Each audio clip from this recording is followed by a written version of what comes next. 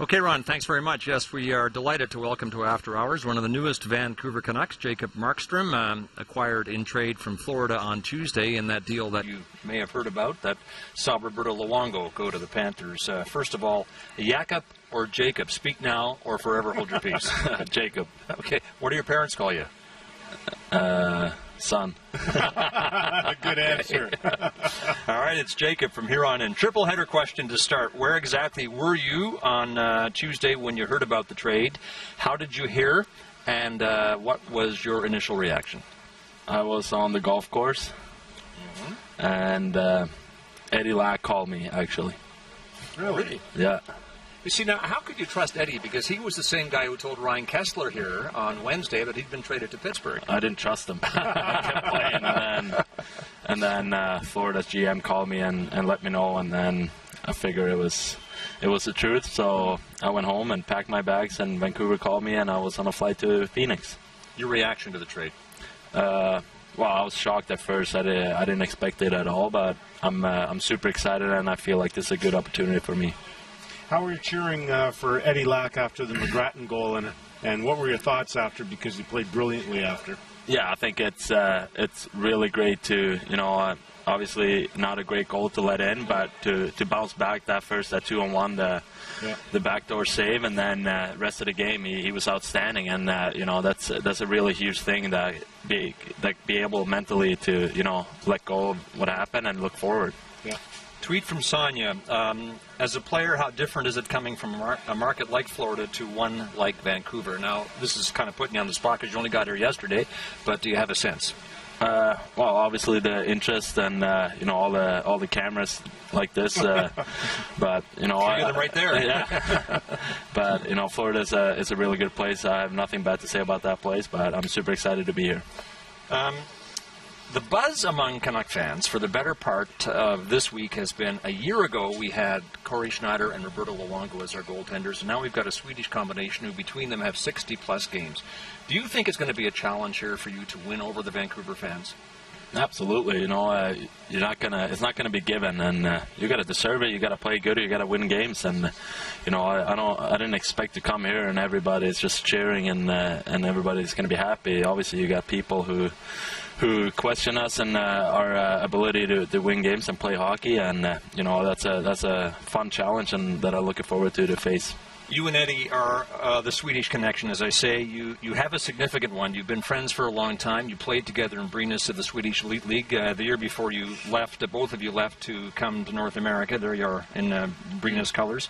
Nice. You faced each other in the AHL, you with San Antonio, he with Chicago. Eddie was our guest on this program a while back around Christmas time, and he described himself as weird. And he says of you that you're even weirder. So, Jacob, what does that make you? That makes me not weird because he's a pretty weird guy, so I'll leave it at that. All right.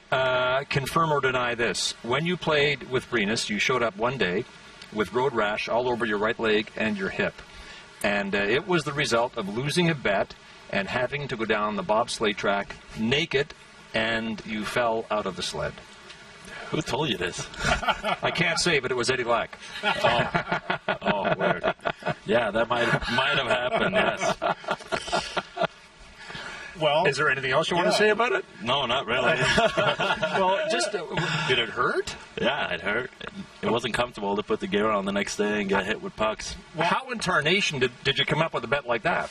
Oh, it wasn't my idea, I'll tell you that, but I got a couple weird friends. Eddie Lack is one of them. He wasn't there, but some of my other friends, they thought it was the best idea ever, and so I just went with it. How did you guys get your hands on a bobsleigh? Oh, I have one. Oh, what? Yeah, it's like an old school bobsleigh. It's not the real one. Yeah. So we took it down the hill and didn't end up too well. Cool. Next time you do that, Jacob, wear some clothes. Eddie has the Lack dance, and it's really just a move that he busts after a win, and he might have done tonight. I didn't notice, but you take it a step further. You actually, Jacob, you feel the music, and in this case, for about a minute and 40 seconds during a timeout with San Antonio a couple of years back, you really, Jacob, you appear to have rhythm. Yeah, I think I'm a pretty good dancer. How do you stay focused during a hockey game when you're acting like that in a commercial? The glass, actually. The glass broke, so it was, I don't even think we had a glass in the arena. It took a long time. So they were playing music, and the fans had fun. The fans started dancing, and the Venga Boys came on, I like that song, so I don't know. It just came. What did the coach say to you? Anything? Not really, no. We won the game, so he was happy. Well, then you're okay, yeah. You're good. Noah Chekhov asked this question: what is your X factor that will lead you to success at the NHL level? Best part of your game? I think my compete level and willing to learn every day. Okay, for a few years, you were thought of, Jacob, as the best goaltender not playing in the NHL. It seemed only a matter of time before you took over as number one in Florida. And I think, we'll have Sean Bishop ask this question via Twitter. He asks, the Hockey News rated you as the second best prospect in the game in 2011. Did such lofty expectations actually hurt your development? No, I don't think it hurt it at all. I think... I don't know. I think I kind of got stuck in Florida, and things obviously didn't end up like I wanted and they wanted it to be, and I think I needed a new change. So this was a perfect opportunity for me, and that's why I'm super excited to be here. You missed the playoffs last season with Florida, but you did win something big in May. You were part of Team Sweden to win the World Championship. We've got a couple of pictures here, and I think the first one might be a selfie that you took. Yeah, on the day of the celebration, right? Yeah, me and Daniel right there. How'd you celebrate?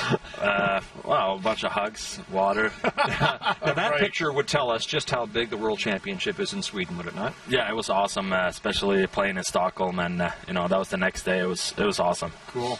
What age did you start playing goal? I know I asked you this morning. I started playing goal when I was 13. Yeah, that's amazing. And how many goalies do you have in your family? My dad used to be a soccer goalie. Yeah. My mom was a handball goalie, and my brother is a soccer goalie. Cool. Your brother, before we get to that, the Huffington Post said recently that your Twitter account, which is @J_Markstrom, has Strombone 1 potential. So this tweet is from Sarah. Are you going to fill the big shoes of Strombone 1 with your Twitter account? I don't think so. That's pretty big shoes to follow in the Twitter world. To be honest, I follow him, and he's hilarious. So. Well, look at this picture that you tweeted of Eddie Lack. So you were poking fun at Eddie earlier in the season, joking about smaller pads. The picture's hard to see, but you got those pads photoshopped, I think, up to his chin. Yeah. No, we all had to change the smaller gear, and that picture came up, so it was a fun thing to do. Has that affected you, the smaller gear? No, not really. No. Good. All right. Well, Jacob, great to have you on the program. Appreciate it. Thank you. Jacob Markstrom, our guest on After Hours. When we come back, we'll be joined by one of the veteran leaders of the Vancouver Canucks, Kevin Bieksa, as we continue from Rogers Arena.